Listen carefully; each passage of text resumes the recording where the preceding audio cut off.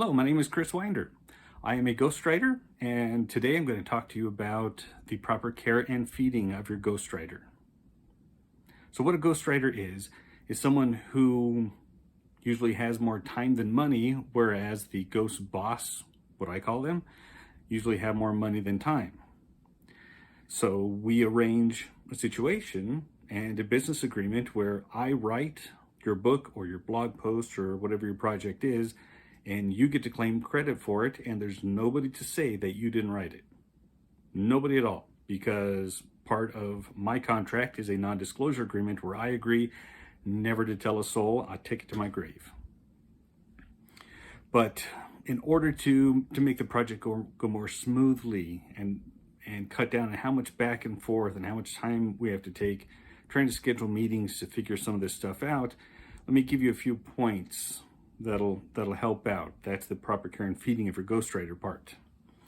So the first thing that a ghostwriter is really going to need to make the project go smoothly and to avoid rewrites or heavy edits is a style guide.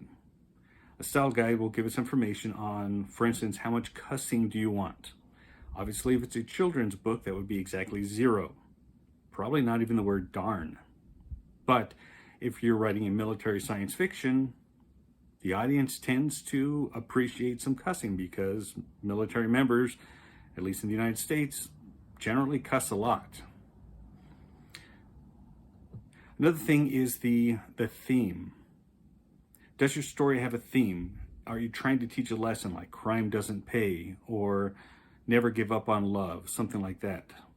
If you have a theme in mind or a lesson that you want to teach at the end of the story, or you want the whole story to revolve around this idea, we need to know that. So that's going to be in the style guide. Also, especially for romance writers, how much intercourse there's going to be. So for a cute romance, there's none. The next level up, it would be the fade to black, where the couple disappear together, they close the door, you move on to the next scene, the reader can go ahead and fill in the gap of what happened. And then it goes all the way up to what's called active romance. And with active romance, we kind of need to know the level of detail you want us to get into. That will also, if you reveal that early, that will help you weed out some of the ghostwriters who aren't comfortable writing that kind of fiction. Another thing for the style guide are grammar rules. Now, pretty much everyone who knows how to write follows the same grammar rules, but you might have pet peeves. For instance, one of my ghost bosses, let's say I had the sentence, Mary walked down the street and said, "Hi, Bob," no problem.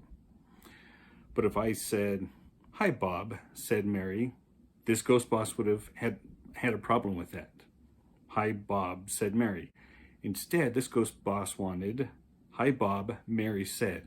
Always the name before the dialogue tag. It couldn't be any other way. This was the only way this ghost boss wanted it. That's what I call my ghost bosses, and I try to use they, them, there so that I'm not revealing any information.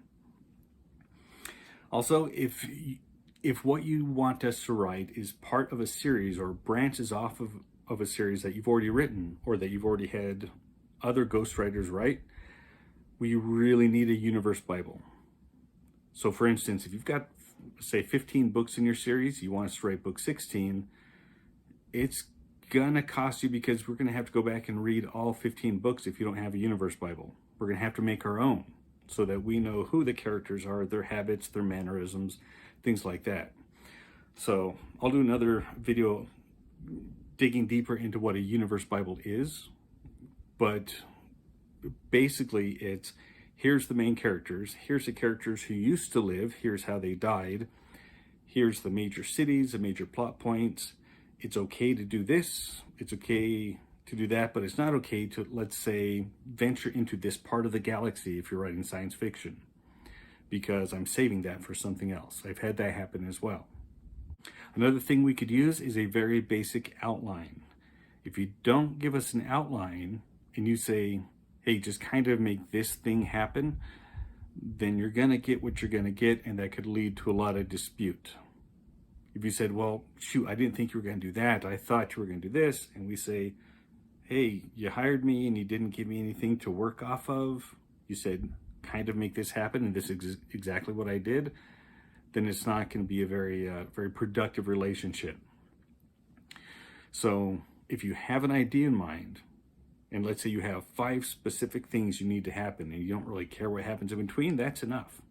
If you say, here's how I want the book to start, here's how I want it to end, here's a theme I'm going for, that can be enough too. But the more you give us, the better the story you get at the end. I've also had books where the author started it, Ghost Boss started it, let's say maybe a third of it, and was able to give me the ending and was completely okay with me rewriting the beginning so that it all flowed together. If we are doing a memoir, which I've done, then chances are we're going to need some interviews.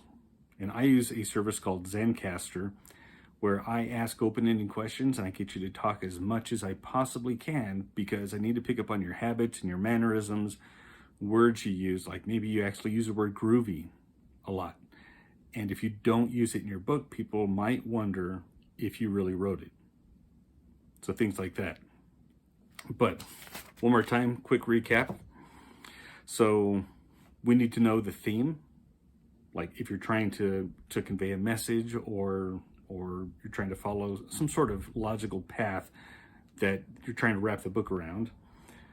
We need to know the feeling of the book. If it's going to be dark, funny, stressful, mysterious. Of course, a mystery can be mysterious, but it can also be romantic. We need to know that. If you want romance in there, you want a romantic element, we need to know that. We need to know how much cursing, how much intercourse there's going to be, and any specific grammar rules you have, any pet peeves, anything you need us to do that maybe isn't typical, something that other authors do that you don't like. Let us know about that so we can avoid it, because we will, no problem. So I hope you learned something from this, learned something from the proper care and feeding of your ghostwriter. Essentially, the more information you give us, the better the end product is going to be. All right, thank you.